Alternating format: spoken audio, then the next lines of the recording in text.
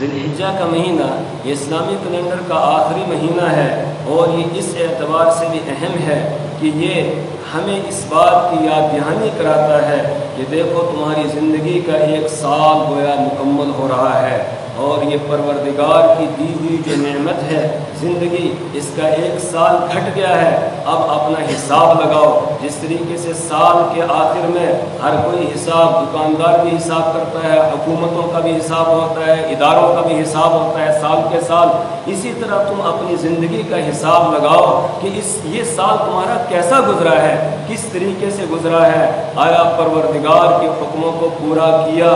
یا نہیں پورا کیا، آخرت کے لیے کیا تیاری کی، کیا کام کیا ہے۔ اس حوالے سے یہ بہت اہم ہے کہ ہم اپنے پورے سال کا جائزہ لیں، پورے سال کا حساب لگائیں کہ یہ سال ہمارا کیسا گزرا ہے دینی اعتبار سے، رب کا قرب حاصل کرنے کے اعتبار سے۔ اگر اللہ کا قرب ہم نے حاصل کیا، وہ کام ہم نے کیے جن سے رب راضی ہوتا ہے، اس پر اللہ کا شکر ادا کریں، اور اگر اس میں کمی کوتاہی رہی ہو تو پھر جو یہ اب ایام باقی ہیں اس سال کے، ان ایام میں ہم کوشش کریں کہ سال بھر میں جو کمی رہی ہے وہ ہم سے پوری ہو جائے۔ تو اس اعتبار سے بھی یہ مہینہ اہم ہے۔ دوسرا یہ ہے کہ نیکیوں کا ایک سلسلہ شروع ہوتا ہے رمضان المبارک میں۔ رمضان کا مہینہ پروردگار نے رکھا، جس کو اللہ نے فرمایا یہ میرا مہینہ ہے۔ اب رمضان جیسے ہی پورا ہوا، اس کے بعد حج کے ایام آگے، حج کے مہینے شروع ہو جاتے ہیں۔ الحج اشہر معلومات، کہ حج کے مہینے متعین ہیں، شوال کا مہینہ، ذی القعدہ کا مہینہ، ذی الحجہ کا مہینہ، یہ حج کے مہینے کہلاتے ہیں۔ ان میں شوال کا چاند دیکھنے کے بعد حج کا احرام آدمی باندھ سکتا ہے۔ تو اس اعتبار سے جو سلسلہ رمضان میں ایک نیکیوں کا چلا تھا وہ چلتا آ رہا ہے، اور اب اس کے آخری ایام گویا شروع ہو رہے ہیں ذی الحجہ کے، اور ذی الحجہ کے صرف 13 دن اس میں آتے ہیں جن میں 2 اہم عبادتیں ادا کی جاتی ہیں، اور یہ 2 اہم عبادتیں ایسی ہیں جو سال کے بقیہ دنوں میں ادا نہیں کی جا سکتی ہیں۔ اللہ تبارک و تعالیٰ نے ہمیں بہت سارے احکامات دیے ہیں، ان احکامات کے اوقات بھی مقرر کیے ہیں، لیکن ان احکامات کو، ان اعمال کو ہم دوسرے اوقات میں بھی ادا کر سکتے ہیں۔ مثال کے طور پر نماز پروردگار نے ہمیں عطا کی، نماز کے لیے اوقات مقرر کر دیے۔ ان الصلاۃ کانت علی المؤمنین کتابا موقوتا، کہ یقیناً نماز ایمان والوں پر مقررہ وقتوں میں فرض کی گئی ہے۔ تو اب اگر ہم مقررہ وقت پر پڑھ رہے ہیں بہت اچھا، لیکن کسی مجبوری کی وجہ سے، کسی وجہ سے آدمی اگر نہیں پڑھ سکا ہے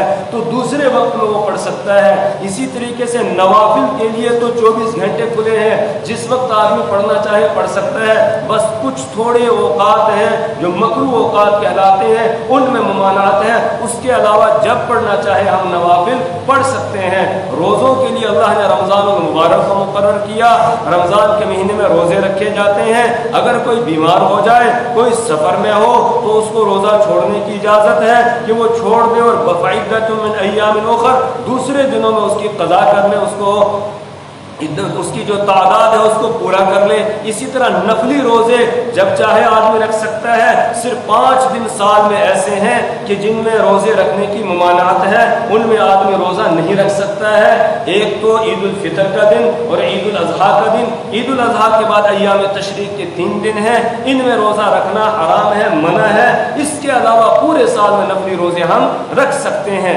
لیکن حج اور قربانی، یہ 2 عبادتیں جو اس مہینے میں ادا کی جاتی ہیں، ان کو اگر ہم اور ایام میں ادا کرنا چاہیں تو نہیں کر سکتے ہیں۔ حج اگر کسی کا چھوٹ جائے تو قضا ہو جائے تو وہ بھی اگلے سال پھر حج کے دنوں میں ہی وہ ادا کر سکتا ہے، بیچ میں پورے سال میں اگر وہ چاہے تو ادا نہیں کر سکتا ہے۔ اور قربانی جو عبادت ہے وہ صرف انہی ایام میں جو قربانی کے لیے مقرر کیے گئے ہیں اس مہینے کے، انہی میں قربانی کریں گے تو قربانی ادا ہوگی۔ باقی دنوں میں ہم 1000 جانور ذبح کر دیں لیکن قربانی نہیں کہلائے گی۔ وہ صدقہ تو ہو سکتا ہے لیکن قربانی نہیں ہوگی۔ قربانی کے لیے مخصوص ایام اللہ تعالیٰ نے مقرر کیے ہیں، یہ ان ایام کی سب سے بڑی فضیلت ہے۔ رمضان المبارک پورا کو پورا فضیلت رکھتا ہے، لیکن اس کا جو آخری عشرہ ہے اس میں زیادہ فضیلت ہے پہلے 2 عشروں کے مقابلے میں۔ تو ذی الحجہ میں جو اس مہینے کے 3 عشرے ہیں ان میں سے جو پہلا عشرہ ہے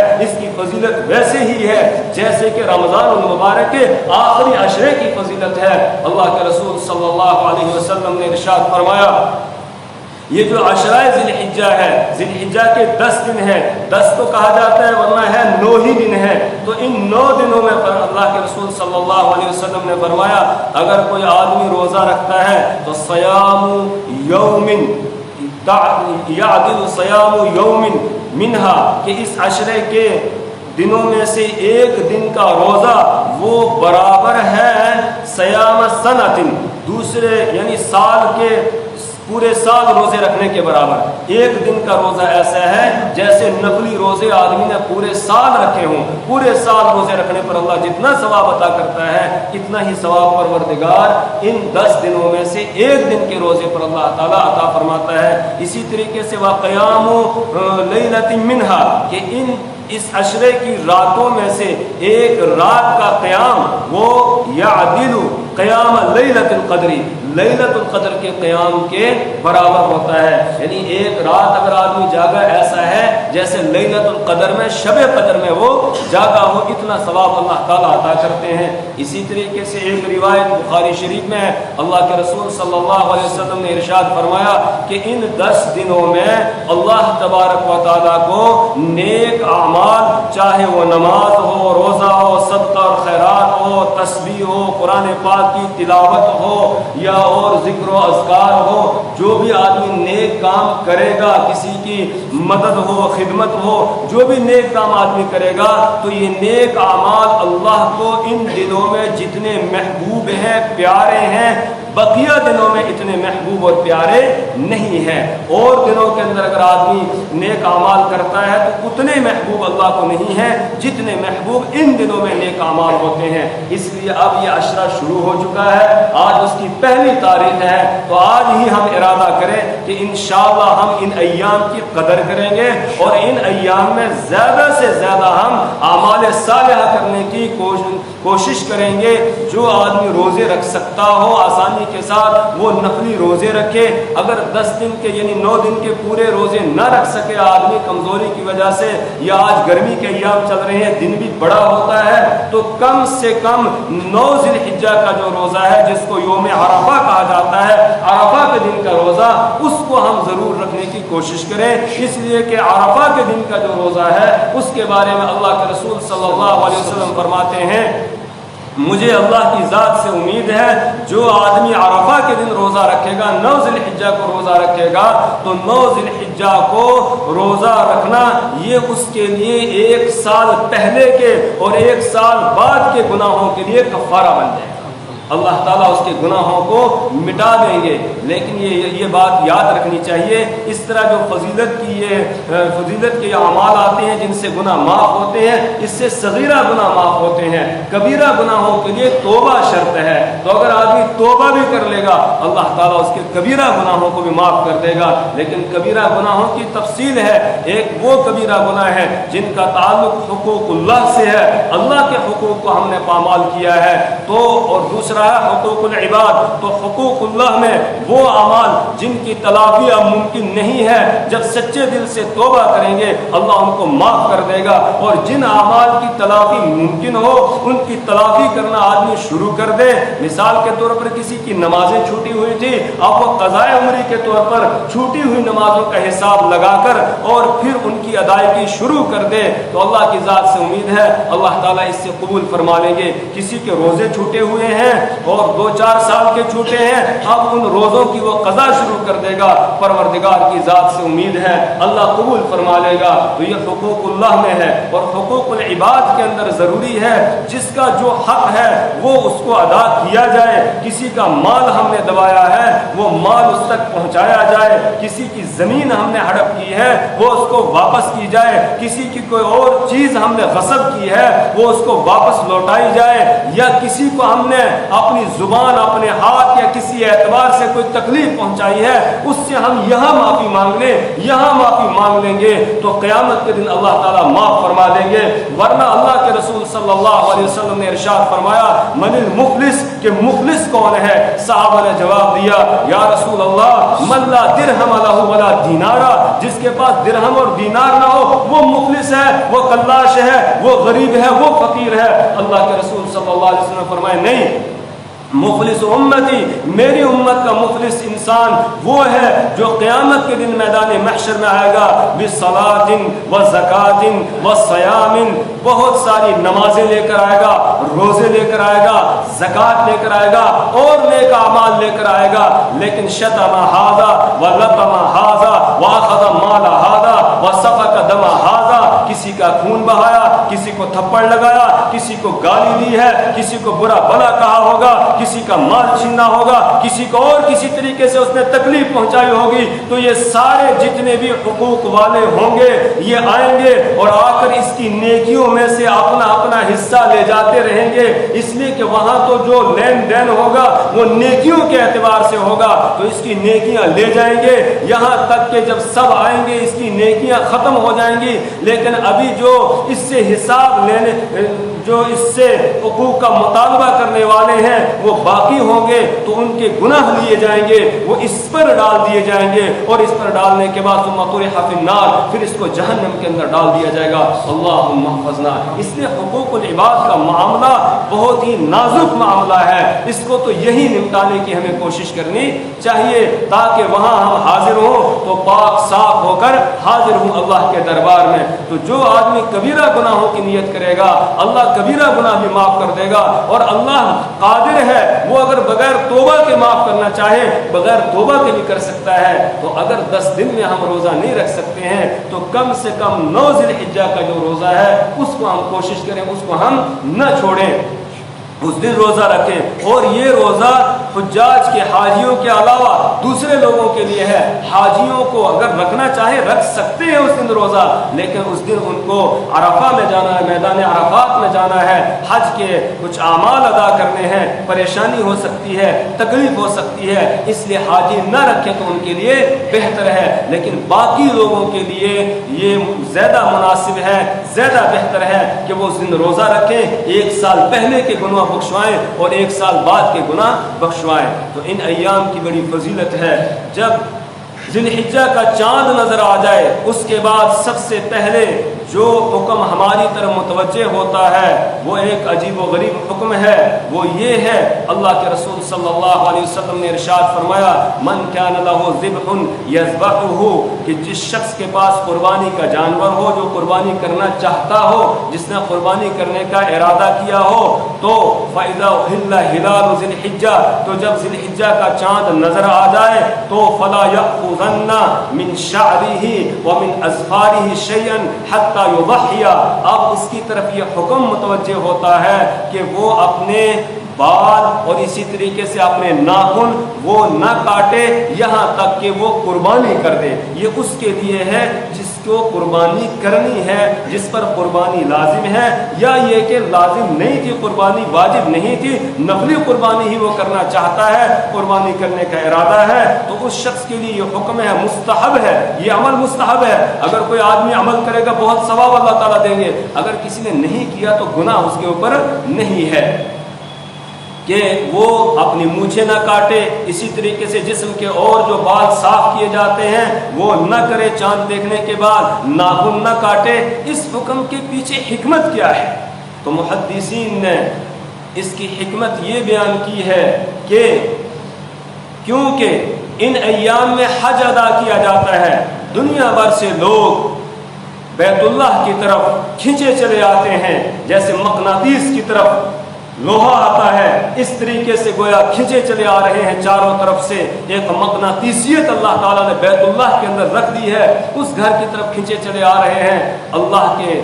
आशिक, अल्लाह के दीवाने वो वहाँ पहुँच रहे हैं। تو جب وہ حج کے لیے آتے ہیں، حج کا احرام باندھتے ہیں، تو احرام باندھنے کے بعد احرام میں اللہ تعالیٰ نے کچھ پابندیاں رکھی ہیں۔ ان پابندیوں میں سے ایک پابندی یہ ہے کہ وہ اپنے جسم کے بال نہیں کاٹ سکتے ہیں، ناخن نہیں کاٹ سکتے ہیں۔ تو اب ہمیں یہ حکم دیا گیا جن کو قربانی کرنی ہو وہ بھی ناخن نہ کاٹے، وہ بھی بال نہ کاٹے، اور حاجیوں کے ساتھ وہ مشابہت اختیار کرے۔ اور جب حاجیوں کے ساتھ یہ مشابہت اختیار کرے گا تو اللہ کی ذات سے امید ہے کہ جو اللہ کی رحمتیں اور برکتیں حاجیوں پر اتر رہی ہے اس کا کچھ نہ کچھ حصہ وہ ان لوگوں کو بھی، ہمیں بھی نصیب ہو جائے گا جو ان کی مشابہت اختیار کرنے والے ہیں۔ اس لیے یہ حکم دیا گیا، کوئی فرض نہیں ہے، واجب نہیں ہے، ضروری نہیں ہے، مستحب عمل ہے۔ کوئی کرے گا تو بہت اچھا، نہیں کرے گا تو کوئی گناہ نہیں ہے اس پر، تو کرنا البتہ بہتر ہے اس شخص کے لیے جس کے قربانی کرنے کا ارادہ ہو، اس کے لیے ہی۔ دوسرا حکم جو متوجہ ہوتا ہے وہ ایک تو نفلی روزے کا بتا دیا کہ نفلی روزہ ہم ان ایام میں رکھیں گے، ایک روزے کا ثواب سال کے روزوں کے برابر ہے۔ اسی طرح رات کو کچھ نہ کچھ ہم جاگیں، قیام کریں، عبادت کریں، تو اس میں ایک رات کا ثواب پروردگار ہمیں شب قدر کے برابر عطا کرے گا۔ یہ اعمال ہماری طرف متوجہ ہوتے ہیں۔ اس کے علاوہ نیکی کے کام ان ایام میں ہم کرتے رہیں، اور جب 9 ذی الحجہ عرفہ کا دن آئے تو ایک تو اس دن روزہ رکھنے کی کوشش کریں، دوسرا ایک اور حکم ہماری طرف متوجہ ہوتا ہے اس دن، وہ ہے تکبیر تشریق کا، کہ 9 ذی الحجہ کی فجر کی نماز سے لے کر اور 13 ذی الحجہ کی عصر کی نماز تک ہر فرض نماز کے بعد، چاہے آدمی جماعت کے ساتھ پڑھ رہا ہو یا اکیلے میں پڑھ رہا ہو، جب وہ سلام پھیرے تو سلام پھیرنے کے بعد ایک مرتبہ تکبیر تشریق پڑھنا یہ اس کے لیے واجب ہے۔ اللہ اکبر لا الہ الا اللہ واللہ اکبر وللہ الحمد، چاہے مرد ہو چاہے عورت ہو، مردوں کے لیے بھی عورتوں کے لیے بھی۔ البتہ فرق یہ ہے مرد بلند آواز سے پڑھیں گے، اور اگر مسجد میں ہے تو اتنی بلند آواز سے پڑھیں کہ مسجد گونج جانی چاہیے، اور عورتیں گھروں میں نماز پڑھتی ہیں وہ آہستہ پڑھے گی، کیوں؟ اس لیے کہ عورت کی آواز بھی پردہ ہے، تو عورتیں بلند آواز سے نہیں پڑھیں گی، وہ ہلکی آواز سے آہستہ آواز میں پڑھیں گی، پڑھنی ان کو بھی ہے۔ ہم مرد لوگ مسجد میں نماز پڑھتے ہیں، جماعت کے ساتھ پڑھتے ہیں، تو جب کوئی ایک پڑھتا ہے دوسروں کو بھی یاد آ جاتا ہے، ہم تو اس پر عمل کر لیتے ہیں، لیکن ہمارے گھر کی جو مستورات ہیں وہ عام طور سے اس سے محروم رہتی ہیں، ان کا یہ عمل چھوٹ جاتا ہے، ان کو یاد نہیں رہتا ہے۔ اس لیے مناسب یہ ہے کہ گھر میں جو نماز پڑھنے کی جگہ متعین کی گئی ہے تو ان ایام میں تکبیر تشریق لکھ کر وہ سامنے لٹکا دی جائے، تاکہ جیسے ہی گھر کی عورت نماز پڑھے گی، نماز پڑھنے کے بعد فوراً اس کی نظر سامنے پڑے گی تو وہ تکبیر تشریق اس کو یاد آ جائے گی اور وہ پڑھ لے گی۔ یہ 9 ذی الحجہ کی فجر سے لے کر 13 ذی الحجہ کی عصر تک ہر نماز کے بعد تکبیر تشریق پڑھنا یہ واجب ہے۔ اس کے علاوہ یہ جو 10 ایام ہیں یا وہ 13 تاریخ تک جو ایام ہیں ذی الحجہ کے، ان ایام میں وقتاً فوقتاً ہم کثرت کے ساتھ یہ تکبیر تشریق پڑھتے رہیں۔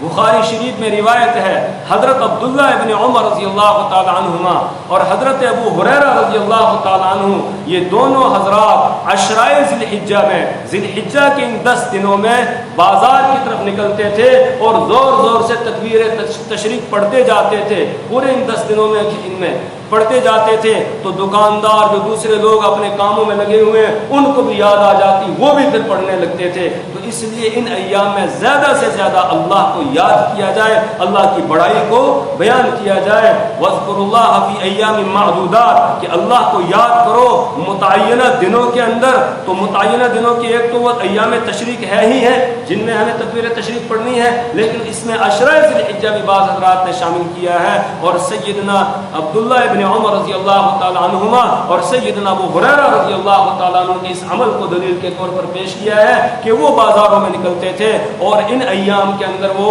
ایسے ہی نمازوں کے علاوہ بھی زور زور سے تکبیر تشریق پڑھتے تھے تاکہ لوگوں کو بھی یاد دہانی ہو جائے، وہ بھی پھر پڑھنے لگتے تھے۔ تو ہمیں بھی چاہیے کہ اس پر ہم عمل کریں گے۔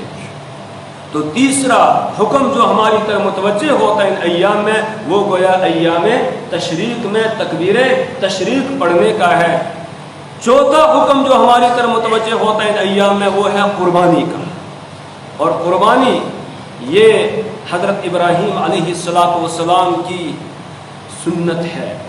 اور صرف یہی نہیں کہ حضرت ابراہیم علیہ السلام کی شریعت میں قربانی ہو یا ہماری شریعت میں ہو، نہیں، بلکہ ہر شریعت میں قربانی رہی ہے۔ وَلِكُلِّ أُمَّةٍ جَعَلْنَا مَنسَكًا لِيَذْكُرُوا اسْمَ اللَّهِ عَلَى مَا رَزَقَهُم مِّن بَهِيمَةِ الْأَنْعَامِ۔ اللہ تعالیٰ نے بیان فرمایا سورہ حج میں کہ ہر امت کے لیے ہم نے قربانی رکھی تھی، ہر امت قربانی کیا کرتی تھی، لہذا ہم پر بھی قربانی اللہ نے رکھی ہے۔ لیکن ہمیں خاص طور سے یہ بتایا گیا کہ یہ تمہارے لیے سنت ابراہیمی ہے۔ اللہ کے رسول صلی اللہ علیہ وسلم سے صحابہ کرام نے پوچھا ما ہی الاضاحی یا رسول اللہ، اے اللہ کے رسول صلی اللہ علیہ وسلم یہ قربانی کیا چیز، اس کی حقیقت کیا ہے؟ آپ نے فرمایا یہ سنت ابیکم ابراہیم، یہ تمہارے ابا حضرت ابراہیم علیہ السلام کی سنت ہے، لہذا ان کی سنت، ان کا طریقہ، سنت کا مطلب ان کا طریقہ سمجھ کے آدمی کرے قربانی۔ صحابہ نے عرض کیا یا رسول اللہ ہمیں اس پر کیا ملے گا؟ تو آپ صلی اللہ علیہ وسلم نے فرمایا بکل شعرۃ حسنہ، ہر ایک بال کے بدلے میں ایک ایک نیکی ملے گی اور ایک ایک گناہ کو اللہ معاف فرما دے گا۔ جس جانور کی قربانی کر رہے ہیں اس جانور کے جسم پر جتنے بال ہیں، ہر بال کے عوض ایک ایک نیکی ملے گی اور ہر بال کے عوض ایک ایک خطا آدمی کی گناہ وہ معاف کر دیا جائے گا۔ یہ اجر و ثواب اللہ تعالیٰ عطا فرمائیں گے قربانی پر۔ یہ قربانی کس پر لازم ہوگی، کس پر واجب ہوگی؟ جو آدمی صاحب نصاب ہو اس پر قربانی واجب ہے۔ صاحب نصاب کون ہے؟ آج کی ڈیٹ میں جس آدمی کے پاس 42,000 روپیہ نقد ہے یا 42,000 کا سونا ہے یا 42,000 کی چاندی، یا یہ کہ سونا اور چاندی دونوں ملا کر 42,000 کا بن جاتا ہے، یا اس کے پاس کوئی اور سامان ہے جو اس کی ضرورت سے زائد ہے۔ مثال کے طور پر گھر میں ہمارا گھریلو سامان ہوتا ہے، اس میں کچھ سامان ایسا بھی ہوتا ہے جو ضرورت سے زائد ہوتا ہے۔ ضرورت سے زائد ہونے کا مطلب یہ ہے کہ پورا سال گزر جائے وہ سامان ہمارے استعمال میں نہ آئے۔ مثال کے طور پر ہم نے کچھ بستر بنا کر گھر میں رکھے ہوئے ہیں، پورا سال گزر گیا ان کو استعمال کرنے کی نوبت نہیں آئی۔ ہمارے گھر میں کچھ برتن ہے، پورا سال گزر گیا، سردی گرمی کا زمانہ گزر گیا، وہ برتن استعمال میں نہیں آئے، تو یہ ہماری ضرورت سے زائد ہے۔ کچھ کپڑے ہم نے رکھے ہوئے ہیں، پورا سال گزر گیا، نہ ہم نے سردی میں ان کو پہنا نہ گرمی میں ہم نے ان کو پہنا، رکھے ہوئے ہیں، یہ ہماری ضرورت سے زائد ہے۔ تو جس آدمی کے پاس ضرورت سے زائد سامان ہو، وہ سامان اس کی قیمت، اور یا یہ کہ کچھ نقد ہو، کچھ وہ سامان ہو، کچھ سونا چاندی ہو، سب ملا کر 42,000 کی اگر مالیت بن جاتی ہے، وہ آدمی صاحب نصاب ہوگا، اس پر قربانی کرنا واجب ہے، قربانی کرنا لازم ہے۔ اور جو آدمی قربانی واجب ہونے کے باوجود نہیں کرے گا، اس کے لیے اللہ کے رسول صلی اللہ علیہ وسلم نے بڑی سخت وعید بیان فرمائی۔ آپ نے فرمایا من وجد سعة فلم يضحي فلا يقربن مصلانا، جو شخص قربانی کرنے کی گنجائش اور وسعت پاتا ہے پھر وہ قربانی نہیں کرتا ہے، فلا یقربن مصلانا، وہ ہماری عیدگاہ کے قریب نہ آئے، یعنی اس کو مسلمانوں کے ساتھ نماز پڑھنے کا حق نہیں ہے، اس لیے کہ اس کا عمل مسلمانوں جیسا نہیں ہے، اس کا عمل غیروں جیسا ہے، وہ ان کے ساتھ شمار ہوگا، وہ آئے نہ نماز پڑھنے کے لیے۔ اس لیے میرے ایمانی بھائیوں، جو آدمی وسعت رکھتا ہے اسے چاہیے قربانی کرے، اور اگر وسعت نہیں ہے پھر بھی آدمی قربانی کرتا ہے تو بہت اچھا ہے۔ اللہ کے رسول صلی اللہ علیہ وسلم کے پاس کبھی بھی اتنے پیسے جمع نہیں ہوئے کہ آپ صاحب نصاب بنے ہوں، لیکن اس کے باوجود 10 سال تک مکمل آپ مدینہ منورہ میں ہر سال قربانی کرتے تھے، اور 2 جانور آپ قربانی کرتے تھے، ایک اپنی طرف سے ایک اپنی پوری امت کی طرف سے کرتے تھے۔ لہذا ہمیں بھی چاہیے جہاں ہم اپنی قربانی کریں وہیں ہم اللہ کے پیارے رسول صلی اللہ علیہ وسلم کی طرف سے بھی ایک قربانی ہم کریں، جن کو اللہ نے وسعت دی ہے انہیں اس میں حصہ لینا چاہیے۔ اللہ تبارک و تعالیٰ وہ اس پر اجر عظیم بھی عطا فرمائیں گے۔ تو لہٰذا پوری گفتگو کا خلاصہ یہ ہے کہ یہ جو عشرہ ہے اس عشرے کی ہم قدر کریں گے، اور اس میں جو اعمال ہمیں بتائے گئے ہیں ان اعمال کو ہم کرنے کی کوشش کریں گے۔ اللہ سے دعا کریں اللہ تعالیٰ عمل کی توفیق عطا فرمائے۔ سبحان اللہ و بحمدہ، سبحان